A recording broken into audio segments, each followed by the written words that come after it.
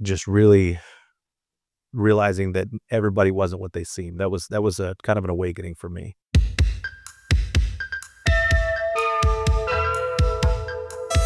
This is Jim Bratton Podcast, a podcast exploring his personal interests, interviews with artists and musicians, as well as other creators, an opinion or two, or more, poetry and prose, ambient sound, binaural and ASMR, audio produced for meditation and relaxation, experimental sound or music, and those exploring aesthetic boundaries. You may enjoy some, or all, or none. Now, here's Jim.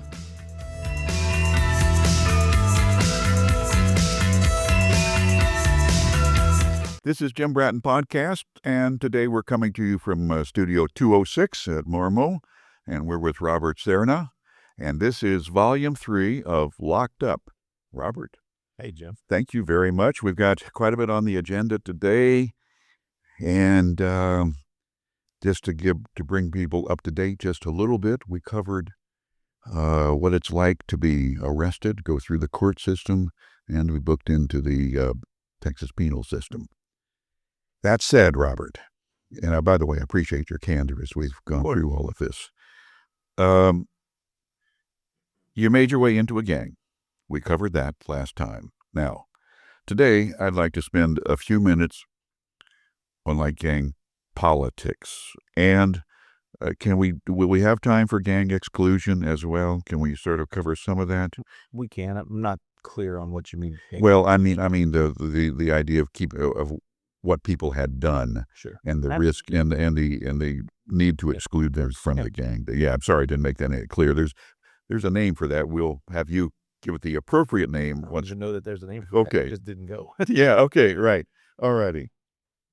You said, and your gang is? Houston Dango Blast. Houston Dango Blast. And you said it's a fairly flat organization? Not fairly. It was flat. I mean, well, on paper. I mean, realistically, you had stronger-minded guys, more intelligent guys that could sway the others. Right. Do what they were, salesmen, you know? Yeah. But in theory, everybody had an equal vote. Okay. Let's talk about your movement through that then. Can we take a little bit of time on that? I know that you enjoyed some success in it. I don't know that it was ever success. It was, I don't know what you would call any of that success, but I didn't really have a hard tie in it, if that makes sense. Yeah, okay. Tell me. What would you like to know? Kind of. Let's start from after you made it through the second getting beat up to get you accepted into it. I mean, after that, most of like I said, 70% of the time we were hanging out, just having a good time. I think not having a good time, but we were hanging out, just living day to day. Every so often issues would arise, but for the most part, I like to think I was pretty respected. You know, my opinion meant something, but, it was just random conflicts. You know, I say 70% of the time we were just hanging out, but the other 30% of the time there was conflict. You know, and conflict had to be addressed from every member of the clique. You know what I mean? How did you address the conflict? With votes and talk meetings, sales pitches. You know, like I said, there's a couple guys that were stronger mind than others. And I don't think I was one of those guys that really tried to push my agenda, but in those moments, it's hard to say what I was thinking or what I was trying to do. Did you find yourself sort of thrust into a natural leadership position inadvertently? Is that what you're saying, sort of? On my second unit, yes. Okay. On my second, first unit, okay. I'm sorry, on my last unit, I apologize. On my last unit, I was in a pre-release unit in Cleveland for the last 7 months of my time. And when I got there, the Thongo was incredibly disorganized. I don't even believe there was a speaker at the time, or a SIA. I believe it was just a bunch of guys. Yeah, we're all together, whatever. I ended up preparing the reglas or the rules for that unit. And then because I'd only been there a week, I was elected to segundo. So I was the second. After a week? Yeah, on that unit. But at that unit, there was probably a total of 30 guys, okay. That were with us. And pre-release is a whole different ballgame from an actual unit like Torres in Hondo. Pre-release is really laid back, easy. Everybody's on their way out. Everybody's going home. So people really don't want to do anything to jeopardize that. Okay. Let's go back to Torres then. And I still want to, I'm having trouble with the chronology here. So you got accepted in, and in some of our off-mic conversations, you said that there were procedures and who was allowed to be in, and that.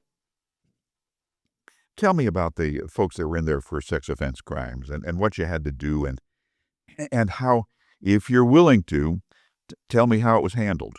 So even in the county and on every unit I was ever at, sex offenders were not allowed in our gang.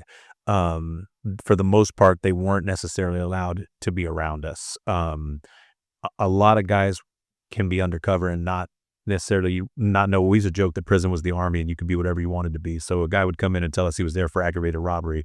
He was really there for a sex offense. We did not, any shape or form, allow them in our gang. It just was not allowed. At one point, we were let on that a good majority of the unit we were on were sex offenders, and so we had meetings and all the homeboys got together and we voted that we needed to check everybody's case. When you say check everybody's case, that means we need to verify why you're here, because you can't be because when I say a lot, they said like something like close to half of the entire unit was sex offenders, and we didn't know that. So just simple math tells us there had to be some of them with us. Particularly since your gang represented, had most of the unit. So we voted it in. Everybody voted that everyone had to verify paperwork. And so if you didn't have copies of your paperwork, you were always allowed to go down to the law library and you could ask them to print your charges, and they were required to give it. Okay. And so we started doing that, and we gave everybody, I think, a week to get down there. Yeah. You couldn't just go to the law library. You had to put in a request. So, and when you went, you had to go with another homeboy and you had to verify each other's, so you couldn't go down there and look at your ostensibly look at your paperwork and give a bogus That's correct. Group of charges. It had to be verified. And so about 2 days before the time was up, we had something, I always called it the Exodus, because I would say 30 to 50 homeboys checked out of the unit literally at the same time. It was almost like they got together and just decided that was the time everybody was going to leave. And they packed up all their stuff and walked to the door and said, "Hey, I need to go because I'm not safe here." And in that group was my friend Jerry. Oh my! That I knew from the outside.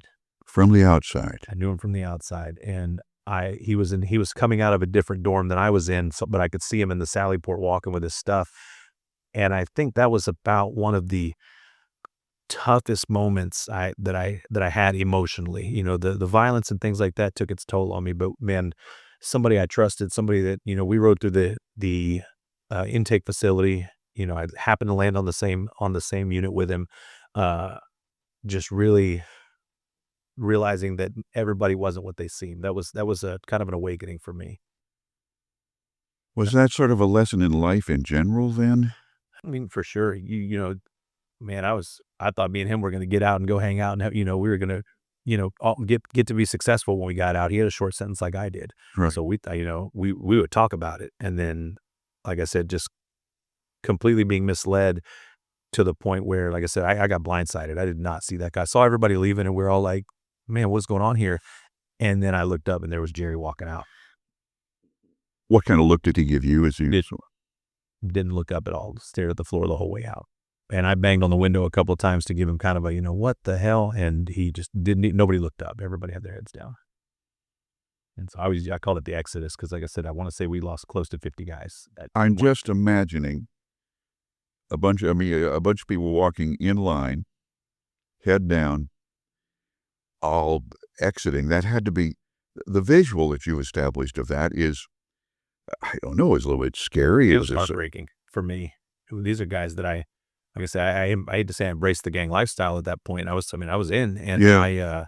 These are guys that I trusted. These are guys that had my back. And that's not to say they wouldn't have had my back. That was my next question, is regardless of why they were in, it was just, they still might have had your back. However, this was just a criteria of the gang then. They had to go. And unfortunately, I hate to say I followed the rules, but the rules of the gang mattered to me. Yeah. Because that was what kept us organized. You had to embrace the rules. The rules mattered to me, and those were the rules. And so they all left. We did have one homeboy that decided he wasn't going to just check out. We used to call it hit the button. He was going to hit the button. So he packed all his stuff, put it by the door, pushed the button, and then said, "Y'all want some? Come get some." And they got about a minute before they got it. They pulled him out. So he didn't get beat up too bad, but he was. I mean, had they had more time, it would have been pretty nasty. It never was. It didn't. The guards didn't allow it to get that far. How much did the guards pay attention to your various discipline methods, and how much did they let go? So it really depended on the guards. Yeah. On each guard, every guard was different. There were certain guards that were always jerks, always strict, stayed to the rules, and honestly, I respected those guys because they were consistent. Right. The wild cards were the ones that sometimes were like your best friend, let you do whatever you want, and other times acted like they hated your guts because you never knew what you were going to get. Did you have some sadists mix in amongst the guards? Not really in TDC. In the Okay. county, all day long. I could go down a we'd be here for an hour, but in TDC, most of those guys understood that, yes, they were in charge, but man, there's a lot of us and a lot of things can happen that Inside and out. Well, no, not really. Like I said, man, there weren't a whole lot of guys making big moves on the outside like they show on TV. Not to say there weren't some of those guys, but the idea of running a gang on a cell phone was actually the television's power. From what I remember, it's absolutely ridiculous. But again, that was 20 years ago, and that's not to say it doesn't happen on other units. It just was not like that when I was incarcerated. But the guards knew there were more of us, and you give 10 guys 30 seconds on a guard before the other guards get there, a lot can happen in that time. So most of them respected the idea that they had to respect us to respect them in TDC. In county, I felt like it was a little different because those guys knew a lot of the inmates were getting out. They were short time. They weren't trying to do stuff to jeopardize that. But you got to figure a lot of these inmates are here for 20 or 30 years. Yeah. This is their home. So doing a stint in solitary isn't going to kill them because they've got another 20 years to do behind it. You know what I mean? Yeah. Some guys, I used to hear stories of guys that had 30, 40 years, and every so often they used to call it taking a 6-month vacation. They would go to they would do something to go to solitary, just to get a break from all the drama and all the politics. Really? Yeah. Like I said, I was such a short time that never really applied to me, but I heard a lot of stories about guys. Long term, you do solitary just to take a sabbatical? That's what they used to say. I don't know how accurate it is. I'd never met anybody who did it, but I heard a lot of guys would say that. And again, it never really occurred to me because I was doing 3 years. You know what I mean? No matter what happened, I was one day closer to 3 years. This is deviating completely from where I meant to go in the questions on this, but did you find that this is sort of a sense of meditation that came since you had so much time? Did you begin introspection at that time or not? No, not at all. Honestly, there's no relaxing in prison. You just never know what's going to happen. Okay. You're on edge. You're wired all the time. Even when things are good, you don't know when it's going to change. We spoke last time about gang politics and how race trumped all. Right. Yes. Case in point, man, nothing had happened in probably 6 months, and I was sitting in the chow hall and a riot breaks out, and it was a Mexican guy getting jumped on by African American guys, and so more Mexican guys get in, which meant we all had to get in, gas the whole chow hall. It was meatloaf day. It was which was one of my favorite days, and nobody got to finish. And then when it was all over, they got us all zip tied and they're throwing us out of the chow hall like Jazzy Jeff from Fresh Prince. You know what I mean? Just tossing us out the door. Really? And that's what I mean when I say you were always on edge, because I was literally mid-bite when it popped off. Had no idea. No idea what was going to happen. And honestly, I first saw it and I went to leave. I didn't want any part of this. I knew what was going on, and I was, God damn it. And then when some guys jumped in, I was like, now there you go. We're obligated. And fortunately, once the gas hits, a lot of the violence stops. The gas hits. Yeah. Tear gas. Yeah, but they fog the whole room. It's not as they start dropping off canisters, but they also have a machine they had a machine that would shoot gas in. Come on. They had a little hole about this big that they put the hose on and just fired up like a pressure washer. And when it was, man, I can only think of one time, but it was so thick I couldn't see this close. Like just me and you sitting next to each other, could not see each other, just gas. I can't breathe, can't smell. I mean, snot, Yeah. I think it was terrible. But again, that's what I mean when I say, like, when you asked about meditation and self-reflection, that didn't exist. No time. No. Well, the time was there, just the ability. I mean, the intellectual basis is geared towards survival. We're just always watching what's happening. You know what I mean? I didn't wear flip-flops for probably a year after I got out because you always wanted to have shoes on just in case. You know what I mean? It's Just to choose, just in case. just in case just in case a fight broke out, just in case something happened, you can fight a lot better in tennis shoes than you can in flip flops.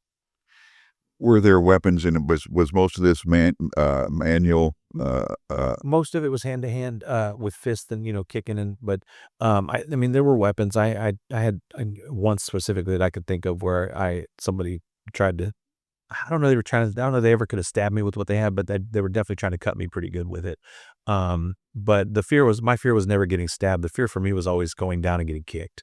I've seen way worse injuries from somebody being kicked and stomped on than somebody getting stabbed. Usually when they get stabbed, it's a one-time thing. It's somewhere around here that isn't, Right. that is recoverable, but Not life-threatening necessarily. not exactly. But I mean, somebody on the ground getting kicked by 3 or 4 guys and they can die pretty quickly. It doesn't take long. I've seen some pretty gruesome examples of that. And that was always my fear. Never the stabbing. It didn't happen often enough for me to be as concerned, but man, I tell you what, the falling down and getting kicked and stomped was. Was that random, or was that ever a punishment? No, the punishments never went that far. Because again, and because of kind of what I said about the quota checks, how like this person's still with us. You maim them. How can you ever expect them to be part of this? You know what I mean? Yeah. The punishments just needed to be something. The discipline I needed to be where they understood that they messed up and they can't do that. And I truth be told, I only ever did one disciplina, and it was terrible, but it had to be done. And funny thing, we went 2 rounds because the guy getting disciplined really got the other guy in the mouth pretty good. He was bleeding and he just wasn't happy about it. So he wanted to get in, he wanted to go to another round. And even though I wasn't for it, I knew if we didn't go the second round, he was going to say that it wasn't done dutifully enough and it would cause more issues. So, we went back to politics. You know what I mean? His whole code is most interesting. If it's a code, I mean, I don't even know what to call it. It wasn't even really a code because there was no, like, man, everybody was different and everybody would say they followed these, certain rules or lived by these ethics but at the end of the day, I'd say a good 90% of it was self-serving and myself included. You know what I mean? It was to, I don't want to say maintain harmony. That's the wrong word, but just keep things flowing. You know what I mean? That was always my motive. I didn't ever really want things to get out of hand because I knew what would happen if they did. So like I said, going in that second round kept things under control. You know what I mean? But I liked that guy and I liked him a lot. And I didn't necessarily even agree with the reason he was being disciplined, but that's what we were doing. That's what was voted on. That's what had to happen. How do you live with that? In the moment, does it take on any significance or any kind of guilt or anything, or just a little bit on the second round? But at the end of the day, there wasn't enough time to consider what was right or wrong. It was just it needed to happen. Like I said, everything that I did, not everything, but a lot of stuff that I did was thinking about the ramifications afterwards. If I said no to the second round, the guy that wanted the second round would have told everybody that he wanted to do it, and I didn't, that he didn't feel like the kid got enough, so they would have had to do another one. And who knows what could have happened in that one? Yeah. You know what I mean? Yeah. I mean, I went hard in that cell that day, but I don't. It could have been a lot worse from anybody else. Wow. Anything else on the politics? I mean, I'm pausing because sometimes I'm just stunned and I just have to take it in. I mean, the politics were for us were pretty cut and dry. You know what I mean? Everything was a vote. Everybody had to talk about it. It was never. I will say we were really good at communication. Like there was a lot of discussions before we took votes. Considering we're a bunch of criminals, man, it was. Our meetings were pretty organized, and we figured, we came to resolutions pretty quick. But there was several guys that, like I said, they're a little bit stronger willed, and they were generally able to manipulate the situation. One guy in particular, I just absolutely despised. I couldn't stand him. And looking back, I realized that he was a product of his environment. He didn't stand a chance growing up. He had a terrible childhood, but man, he always wanted stuff to be wild. He always wanted to go the violent route. He always wanted to go. Oh, really? It was always, anytime there was any issue, he was ready to throw. And he had 50 years, so he had nothing but time. 50 years. He had 50 years. What does somebody get to do to get 50 years? Shoot at policemen. Yeah, he shot at policemen, if I remember correctly. And I couldn't stand that guy. And the problem is he had so many people that backed him that, agreed that would just follow his lead. When he wanted something bad enough, that's what would get voted in. It just was what it was. Because a lot of those guys aren't prepared to buck in such a situation. I was just going to say, I don't want to say intellect, but what is the range of independent thinkers that you would find in this scenario? Had some of them just given up that ability to independently think? No, I think a lot of them in every world, there's leaders and followers, and some guys are just built to follow, and that's okay. That's to say that there's anything wrong with that. But in those moments, you get that one leader that's an Adolf Hitler, that's just terrible for the organization, but he's there, and there's nothing that any of us could do about it. And so he kind of ran roughshod there for a little bit. I mean, he and I actually almost threw hands independently over a dispute on a boat. But there was an old timer there that had been there at the unit the longest. I think he was on his 12th year. He got 25 years for marijuana possession. And I remember thinking in the old days, yeah. And and this is 03. He had been there 12 years. Oh you know my. what I mean? And now looking back, I'm like, I remember when he went home, he did 14 years with us, and then he got paroled. And I remember thinking, now look back at that guy who was one of the more level-headed guys I ever met, and I'm like, man, he did 14 years behind marijuana. And that just goes back to the prison industry thing. But he stepped in and was like, hey, no, we can't have homeboys fighting each other over a disagreement. Nobody's disrespecting anybody. No major offenses occurred. Like, this isn't what we do. And he put the quash on it. But we were gonna go toe to toe, and we didn't, thankfully. And I hate to say this out loud, but I'm pretty sure that guy would have taken me. He was bigger and stronger. I was a little bitty dude back then, and I fought pretty good. But I always say there is a value to size, whether you like it or not. And so I don't know that I would have won that if I would have won that fight or not. Sounds like he was somebody who'd gotten by being a bully for a long time. Probably long before he ever set foot on the Texas Department of Criminal Justice. You don't become a bully in TDC. You were a bully when you got there. On that note, we're going to wrap up this episode. All right. Next time, in episode 4, let's come back and talk a little bit about the healthcare system.